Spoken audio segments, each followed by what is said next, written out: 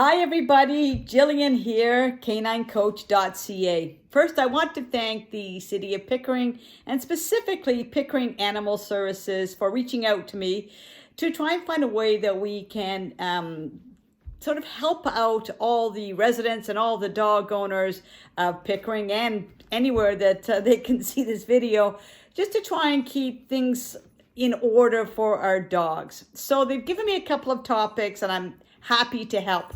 So what they wanted me to speak to you about, first and foremost, was about the separation anxiety that can occur in all dogs. Now, I've talked about it in previous videos, but mostly I've been concentrating on young puppies and how to avoid it.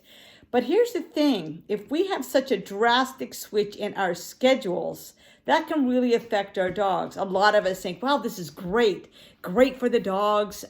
They get to have our company. We're lucky to have them. And it is. There's certain parts of that are really fun and really great. And I'm certainly really happy to have my dog with me at this time. However, if this goes on for a more extended period of time, that dog's schedule might be much more difficult to switch back once, we all get back to a normal existence or back to something different than now. So here's the thing, even though it's really difficult, it's really important to make sure that you keep your schedule relatively the same as if you were at work. So getting up at relatively the same time, feeding the dog at a similar time. I know that can be difficult, but more than that, when you're at work, your dogs are often having a lot of downtime and they like it and they can cope with it. But if there's all this activity and there's all this excitement and it's all about them, when you go back to work, it's going to be harder for them to switch gears and go, oh, what happened to everybody? I thought it was all about me. And so keeping that little bit to a minimum, absolutely play with your dog, enjoy your dog. I'm going to be posting another video about what you can do at home with your dog to help keep them entertained. But keep that more to a schedule. Don't do it all day, every day. Don't sit on your couch just patting your dog and being there beside them all the time.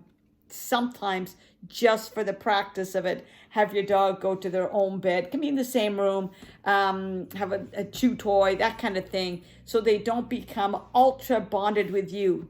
Now, separation anxiety is often a problem actually with dogs coming out of rehomed dogs, rescue dogs, shelter dogs, because they go into the home of their new people and they become the center of attention, and they for so long have not been, that it's more difficult for them to cope with being by themselves. And in a nutshell, separation anxiety is that. It's the inability to cope with being alone. And we can't give that to our dogs. We have to give them the ability to cope with being on their own. So lots of engagement with your dog, lots of fun things you can do with your dog, but portions of the day have to be not about your dog to help them with the transitional period that we know is coming. So hopefully this helps. Shout out to Pickering Animal Services. They've been great. They can help you with all your dog issues. And thank you for watching.